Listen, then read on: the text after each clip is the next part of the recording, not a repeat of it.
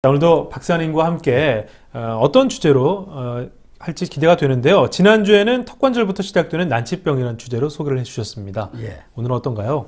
예, 오늘은 턱관절의 이상으로 발생되는 난치병들이 과연 턱관절도 불편할까요? 라는 주제를 가지고 소개해드리겠습니다. 네. 지난 시간에 턱관절에서부터 시작되는 난치병이란 주제로 강의해 주셨는데 대부분의 질병이 사실은 턱관절의 불균형이 원인이 돼 척추와 신경계의 구조를 무너뜨리게 되고 이로써 자질구레한 질병부터 난치병까지 이르게 된다는 말씀해 주셨습니다. 예. 네. 턱관절의 그 미세한 어떤 불균형 변화는 그것이 나비 효과가 돼서 척추와 신경계의 구조를 무너뜨리면서 각종 희귀 난치병을 유발시키는 원동력으로 작용하고 있다고 누차 소개해드렸습니다. 그러나 우리는 턱관절의 어떤 통증이나 그리고 개구장애, 턱관절의 잡음 등 턱관절 자체의 이상이 나타나지 않는 한 전혀 턱관절과 관련되리라고 의심을 하지 않고 있는 편입니다. 네. 그럼 대부분의 사람들이 턱관절의 이상을 느끼지 못하면서도 사실 턱관절의 불균형이 원인이 돼서 척추와 신경계의 구조를 무너뜨리게 되고 결국 그 원인으로 만성병이나 희귀병이 생길 수 있다는 말씀이신가요? 예, 물론입니다.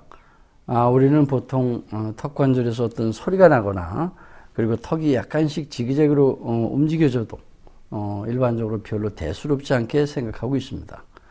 그런 경우에도 사실은 턱관절의 불균형이 아주 상당히 진행돼서 이미 척추와 어떤 신경계 균형을 심하게 무너뜨렸을 수도 있는데 우리가 체감하는 어떤 직접적인 불편 증상이 없다면 대부분의 시청자 여러분께서는 우리는 아주 가볍게 생각하면서 그대로 지나치는 편입니다. 네. 그럼 이미 턱에서 소리가 나거나 지그재그 정도의 턱관절의 움직임이 있는 분들은 척추에 문제도 현재 있다는 말씀이신가요?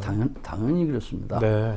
턱이 지그재그 어떤 움직임이 있거나 입을 벌리고 닫을 때 어떤 턱관절에서 잡음이 나타나고 있다면 아마도 그분들의 대다수는 이미 척추 구조가 심하게 어떤 불균형 구조로 진행되어 있다고 해도 틀리지 않을 것입니다.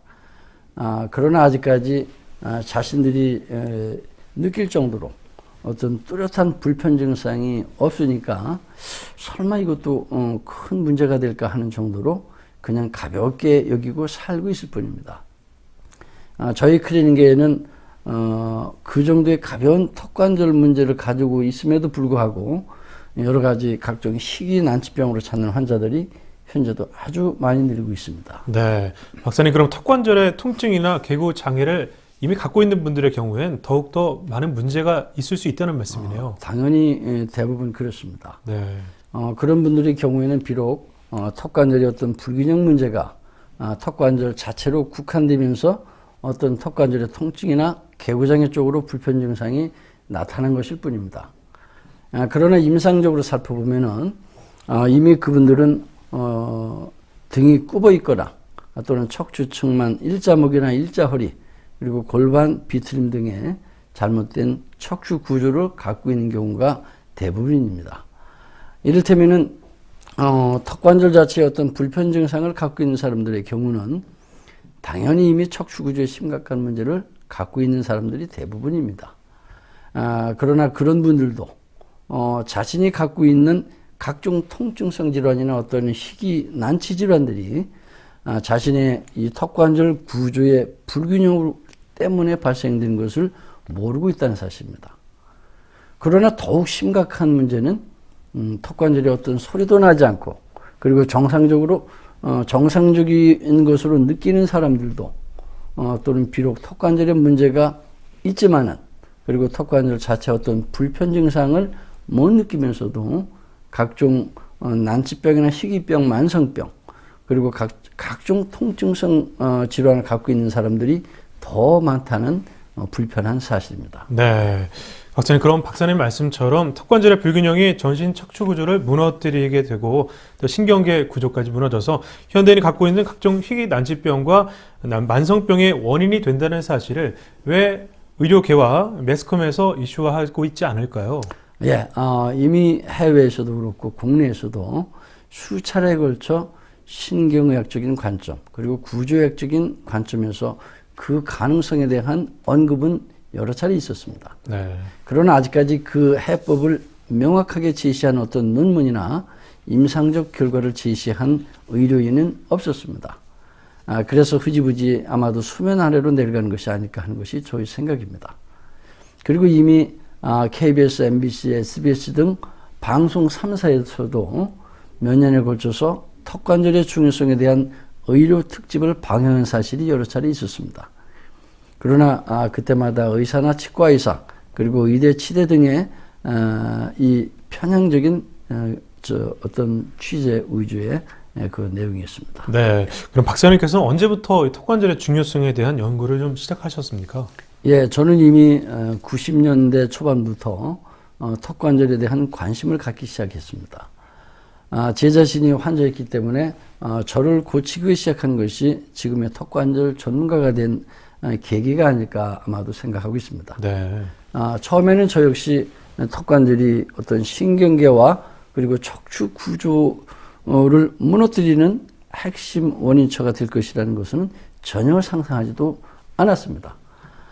그러나 연구를 거듭할수록 그리고 턱관절을 정복한다면 어쩌면 무너진 전신 척추의 신경계 구조를 정상화시키는 어떤 치료법을 찾아낼 수 있겠구나 하는 믿음을 불러일으켰고 그에 대한 확신과 일념으로 지금까지 20여 년을 연구해서 의료계에 그 중요성을 알리고 있고 그리고 많은 임상 데이터를 발표하고 있습니다. 네. 그럼 박사님께서는 어떤 방법으로 의료계의 중요성을 알리셨는지 또 어떤 임상 데이터가 있었기 때문에 가능했는지 궁금한데요. 예, 저는 90년대 초반부터 연구를 시작해서 2003년까지 얻어진 연구 결과들을 의료인들에게 소개하기 위해서 우선 2003년 지금의 턱관절 균형의학회의 전신인 뇌척추 기능의학회를 제가 결성하였습니다. 그리고 저희 연구소 홈페이지에 가입한 700여 명의 의료인들을 중 관심 있는 의료인들을 중심으로 해서 학회를 만들게 되었고 그리고 홈페이지를 통해서 그 자료를 발표하기 처음에는 시작했습니다. 네. 당시까지 임상을 통해 경험한 여러 가지 간질, 사경증, 뚜레장애 등 희귀한 난치병 치료 사례 등을 전문과정 강의와 대학원 강의 그리고 학술 연구 논문을 통해서 지속적으로 발표하기 시작했습니다. 네. 그럼 의료인들에게는 언제부터 박사님의 그동안 턱관절 연구 결과에 대해 좀 소개를 해 주셨나요? 예, 2004년부터 실시하려던 저희 FCAT 아카데미의 계획이 사실은 2003년 말경에 우연히 차의과학대학교 통합의학 세미나에서 난치병 치료 사례에 대한 특강을 저에게 요청했는데 그것이 가장 큰 계기가 되기 시작했습니다. 당시 초청 강사로 가서 발표한 연축성 사경증 환자 치료 사례가 계기가 돼서 2004년 3월부터 지금까지 차의과학대학교 통합의학대학원 석사 과정에서 3학점짜리로 10년째 저희 이 FCT 강의가 지속적으로 강의되고 있습니다. 그리고 전국 한의과대학 임상특강을 통해서도 소개되고 있었습니다.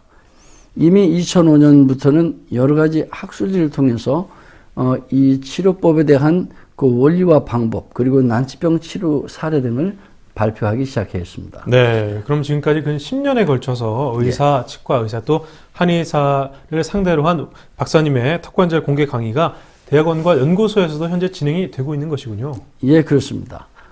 대학원 강의는 물론 별도의 FCST 전문과정 코스를 만들어서 이미 10년째 턱관절 균형의학 연구소를 통해서 턱관절의 미세 조절을 통해 전신 척추와 신경계 불균형 구조를 다스리고 그리고 각종 희귀 난치병을 치료하는 원리와 진단, 검사 그리고 치료 방법 등의 테크닉을 전수시켜주고 있습니다. 네, 박사님께서 청취자 또 시청자분들을 위해 지금까지 턱관절의 중요성에 대해 저희 방송 출연을 통해서도 소개하시는 이유가 바로 이런 곳에 있었군요. 예, 그렇습니다. 이제 10년째 대학원과 전문과정을 통해서 의료인들에게 턱관절의 중요성을 소개하면서도 일반 국민들의 마음에도 턱관절의 중요성을 알려야겠다는 생각이 저로 하여금 출연을 결심하게 된 동기였습니다. 네. 네, 초기에는 박사님께서 주도해서 학회와 연구소를 통해 뭐 일반인들이 가고 싶어도 그 근처에 있어야 갈 수 있잖아요. 이런 예. 의료인들을 위한 대규모 임상 특강을 하고 계시다면서요. 예, 그렇습니다. 지난 학기부터는 의료계에도 턱관절의 중요성에 대한 좀 더 빠른 확산을 할 필요성이 있다 생각이 돼서 200~300명 이상의 의료인이 참가하는 대규모 임상특강을 기획 진행하였습니다. 그리고 올해 1월과 2월에도 2차례나 더 대규모 FCT 임상특강을 진행하고 성황리에 마쳤습니다. 네. 박사님을 통해서 저나 또 청취자, 시청자 여러분께서도 턱관절의 중요성에 대한 강의를 들을 수 있게 돼 참으로 다행이 아닐까 싶은데요. 예. 오늘의 주제가 턱관절의 이상으로 발생되는 난치병들, 과연 턱관절도 불편할까요? 라는 내용인데 예. 우리 청취자 여러분들께서는 어떤 마음의 자세를 갖고 계셔야 좀 미리 대처할 수 있을까요? 예, 대부분의 시청자 및 청취자 여러분이 갖고 있는 불편 증상들이 사실은 모두 척추 구조가 무너져서 발생된 증상들이라는 사실입니다. 그리고 척추와 신경계 구조가 만약에 정상 구조라면은 대부분이 나타날 수 없는 여러 가지 불편 증상들이라는 사실이죠.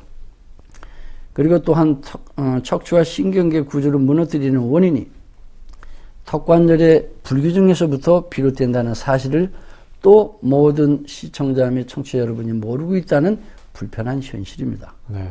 여러 가지 다양한 만성병, 난치병, 통증성 등 불편 증상으로 고생하고 계시는 시청자 및 청취자 여러분, 여러분이 갖고 있는 각종 질환 대부분이 사실은 여러분의 턱관절의 미세 불균형이 원인이 돼서 여러분의 척추와 신경계의 구조를 무너뜨려 발생된 질병들이라는 사실을 귀 기울여 주십시오. 이제라도 여러분은 턱관절엔 아무런 불편 증상이 없으면서도 여러분의 각종 고통스러운 현재의 증상과 질병이 나타날 수 있다는 사실에 귀를 기울여 주십시오. 이제 여러분은 턱이 아프거나 입이 벌어지지 않는 등의 불편 증상이 없더라도 턱관절의 불균형이 원인이 돼서 그리고 각종 질병이 발생될 수 있다는 사실에 관심을 가지셔야 됩니다. 그동안 해결되지 않던 여러분의 여러 가지 건강 상태 그리고 턱관절의 불균형이 그것이 모두 턱관절의 불균형에 있었음을 깨달아 주시고 턱관절의 균형 조절을 통해서 전신 척추와 신경계의 균형 조절을 치료의 핵심으로 삼고 있는 여러분 주변의 FCST 클리닉을 찾아가서 여러분의 고민거리를 한번 해결해 보십시오. 네. 그리고 오늘부터는 턱관절의 원인으로 작용하는 이갈이나 이악물기 습관 등을 체크해서 치료하십시오. 그리고 턱관절 통증이나 턱관절 잡음, 개구장애를 갖고 있다면 체크해서 빨리 치료하셔야 됩니다. 턱은 아프지 않아도 턱에 어떤 미세한 불균형이 진행된다면 턱에 분포된 9개 뇌신경, 고유신경이 여러분의 척추 구조를 무너뜨리고 뇌신경계 구조를 무너뜨릴 수 있다는 사실을 기억하십시오. 그리고 현재 여러분이 갖고 있는 여러 가지 증상들, 말하자면 어깨가 둘러 빠지는 듯 자주 아프고 뒷목이 떨어져 나가는 듯한 심한 통증이 오거나 또 등이 결리거나 머리가 쥐어짜는 듯 아픈 증상들, 그리고 여러분의 목 디스크나 허리 디스크, 그리고 척추관 협착증, 각종 당뇨병, 고혈압, 간질, 사경증, 그리고 티익장애, 뚜레장애, 우울증 등 여러 가지 신경 증상도 모두 여러분의 턱관절의 불균형이 원인이 돼서 여러분의 관련된 척추와 신경계 구조가 무너져 발생된 질병이라는 사실에 눈을 떠 주십시오. 네, 감사합니다. 네.